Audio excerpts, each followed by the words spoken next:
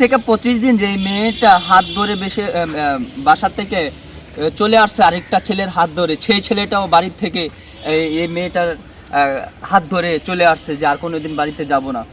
সেই মেয়েটা 20 থেকে 25 দিন হয়েছে, সেই মেয়েটা আবার এখন তার বাবা মার কাছে যেতে চায়। কি অদ্ভুত একটা ঘটনা। মেয়েটাকে কোর্ট ম্যারেজ করেছিলেন নাকি? আজকে যেই ব্যক্তিটিকে নিয়ে আমি উপস্থিত হয়েছি, আজকে যার পরিচয়টা আমি তার মুখেই শুনবো, কিন্তু তার বিষয়ে কিছু কথা আমি বলতে চাচ্ছি না, তার মুখেই শুনবো। প্রথমেই আমি জানতে চাবো, নাম কি আপনার? আমার নাম মোহাম্মদ সাগর বাদশা। আচ্ছা, সাগর বাদশা। বাসা কোথায় আপনার? আমার এদিকে কোনো বাসা নেই, আমি আসছি আমার জেলা থেকে, মুন্সিগঞ্জ জেলা, গজারিয়া থানা, পোস্ট অফিস গুয়াগাছিয়া, 9 নং ওয়ার্ড, গ্রাম নতুন চরচাশি থেকে। আচ্ছা, এইখানে আজকে কেন এসেছেন আমাদের এই ক্যামেরার সামনে, একটু যদি দর্শকদের আসলে বলেন। ক্যামেরার সামনে আসার একটু একটাই আপনার কারণ, ক্যাপটা কি আপনি খুলতে পারেন? আপনার ফেসটা খুলেন, সমস্যা না থাকলে খুলে ফেলেন। জি, কেন এসেছেন আজকে আমাদের এই ক্যামেরার সামনে? আসলে ক্যামেরার সামনে আসার উদ্দেশ্য আমার একটাই, আমি লাইফে চলাকালীন অবস্থায় আমি কিছু ঋণগ্রস্ত হয়ে যাই। আর এখন আমার এই ঋণ পরিশোধ করার জন্য আমার যে সময়টা আমি পাচ্ছি না পাওয়ার কারণে আমার হাতে অল্প কিছু সময় থাকার কারণে, যার কারণে এই মুহূর্তে আমার কাছে এত টাকা ম্যানেজ করা পসিবল না। তার কারণে আমি আমার স্বইচ্ছায় আমি আমার একটা কিডনি বিক্রি করতে চাই। এই কিডনি বিক্রি করার মাধ্যমে আমি চাই যে আমি আমার আশেপাশের মানুষ থাকা যারা আমার কাছে টাকা পায়, আমি তাদের ঋণ পরিশোধ করব। সামনের ভবিষ্যতে ভালোভাবে থাকবো, যাতে আমার কেউ দুই কথা না বলতে পারে, যে কেউ বলতে না পারে, এই জন্য আমি তার সবার টাকা পরিশোধ করে দেব। আর বিশেষ করে একটা মানুষ আমার কাছে অনেক কিছুই দাবি আবদার করেছে, যা তার আবদারগুলো পূরণ করতেও আমার বেশ সময় লেগে যেতে পারে, কিন্তু এই সময়টা উনি আমাকে আমি পাইতেছি না। এই সময়টা না পাওয়ার কারণে আমি খুব অল্প সময়ের মধ্যে তার স্বপ্ন, তার আশা আমি সব পূরণ করতে চাই। আর তা পূরণ করতে হলে আমার এই মুহূর্তে টাকার অনেক প্রয়োজন। আমি যদি একটু আপনাকে মাঝখানে গ্যাপ দিই, যে একটা মানুষের স্বপ্ন পূরণ করার জন্য আপনি কিডনি বিক্রি করতে চাচ্ছেন, মানে একটা মানুষটা সে কে, যে এমন কোন ব্যক্তি যে আপনি এই কথা শুনেও তার একটু মনোপ্রাণ গলে নাই যে আপনার আপনি কিডনি বিক্রি করতেছেন, তারপরে তার স্বপ্ন পূরণ করবেন? সে কি জানে যে আপনি কিডনি বিক্রি করতেছেন? না, সে এখনো জানে না। আর আমি মানে তার স্বপ্নটা কি একটু যদি বলতেন, যে দর্শকের উদ্দেশ্যে, যে তার স্বপ্নটা কি তার স্বপ্ন কি আছে যে আপনি তার স্বপ্ন পূর্ণ করবেন? আসলে স্বপ্নটা হচ্ছে, সে আমার লাইফে এসেছিল, সারা জীবনের জন্য আমার হাতটা ধরেছিল, কিন্তু এখন আর সে আমার পাশে থাকতে চাচ্ছে না। তো না থাকতে চাইলে তো আর কেউ জোর করে রাখা যায় না, ধরে রাখা যায় না, এটা সম্ভব না। হাত পা আপনি বেঁধে রাখতে পারবেন, একটা মন কিন্তু বেঁধে রাখতে পারবেন না। তো ও এখন আমার লাইফ থেকে অনেক দূরে যেতে চাইতেছে। আর দূরে যেতে চাইতে হলে যখন একটা ম্যারিড লাইফ যখন বিচ্ছিন্ন হয়ে যায়, তখন ইসলামিকভাবে আপনার আইনগতভাবে যে কাবিননামাটা করা হয়, এই কাবিননামার টাকাটা কিন্তু তাকে অবশ্যই তাকে পরিশোধ করে দিতে হয়। এই জন্য আমি, আর সে আমার কাছে এত লং টাইম আমি চাইতেছি, কিন্তু আমার এখন 1.5 থেকে 2 লক্ষ টাকা আমার লাগবে। তো এত অল্প সময় আমি পাবো না। কাবিন করেছিলাম আমি 2 লক্ষ টাকা।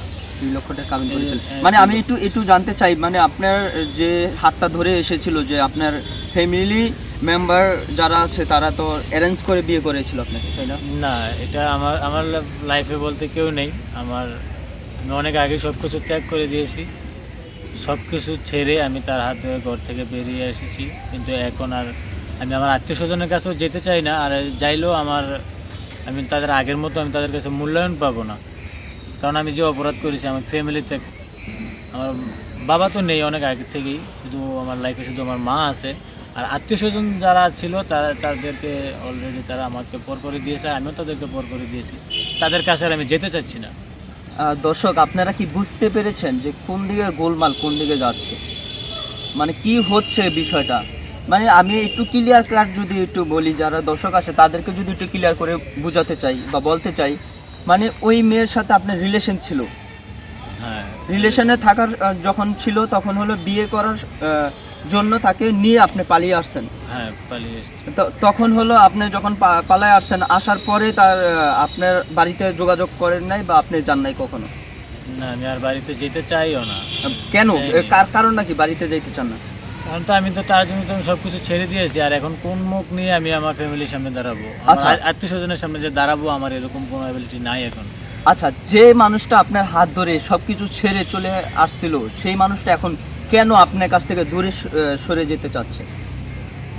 ঘটনার আমিও জানতে পারিনি, শুধু আমাকে একটা কথাই বারবার বলে যাচ্ছে যে আমি আপনার লাইফে আমি আর থাকবো না, তবে আপনি আমার কাছ থেকে সবসময় দূরে থাকেন। কিন্তু আমি দূরে থাকতে হলে তো এটা সমাধানে আসতে হলে তো আমার আগে সর্বপ্রথম আমার টাকা ম্যানেজ করতে হবে।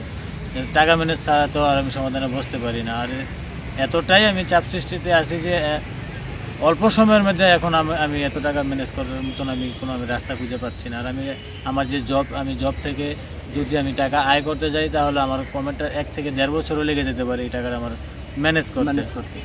তো এখন আমি এই সময়টা পাচ্ছি না। যেমন আজকে সকালেও তিনি আমাকে বলছে যে আপনি আমাকে এখনই নিয়ে দিয়ে আসেন, কিন্তু এখনই তো আমি এগুলো পারতেছি না এখন। আচ্ছা, আপনাকে নিয়ে দিয়ে আসেন, সেই কারণে কি টাকা দিতে হবে? বা আপনি যে কাবিনটা করেছেন সে কি আবদার করে যে আপনি আমাকে কাবিনের টাকা দিয়ে আমার বাড়িতে পৌঁছাই দিয়ে আসেন? না, এখন আপাতত এটা তিনি চাচ্ছে না। এখন আপাতত ওনাকে আমার লাইফ থেকে দূরে যেতে চাচ্ছে, কিন্তু এটা আমার চাওয়া যে সে যখন চলেই যাবে তাহলে আমি তার কাছে ঋণী থাকবো কেন? আমি আচ্ছা। ঋণ পরিশোধ করবো, এটা আমার ইচ্ছা।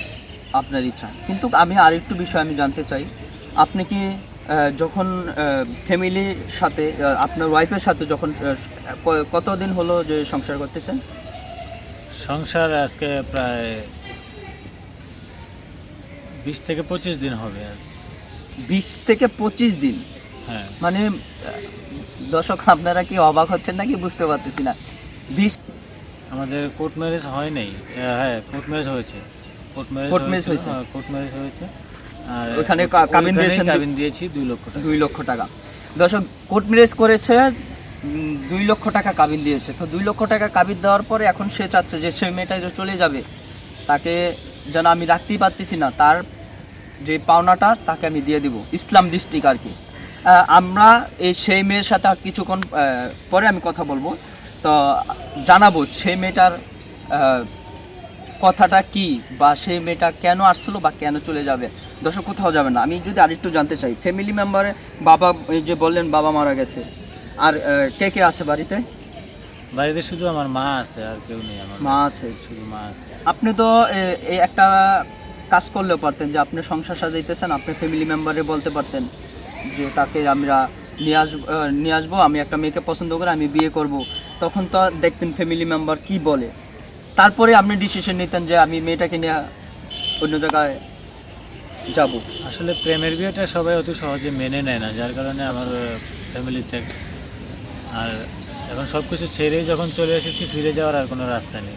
আচ্ছা, আমি আরেকটু বিষয় জানতে চাই, মেয়ের বাড়ি কোথায়? মেয়ের বাড়ি হচ্ছে আপনার শহীদনগর।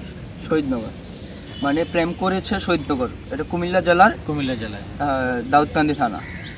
আপনার হয়েছে গজারিয়া থানা, গজারিয়া থানা, মুন্সিগঞ্জ জেলার। গ্রাম হলো নতুন চরচাশি, 9 নং ওয়ার্ড। ওয়ার্ড।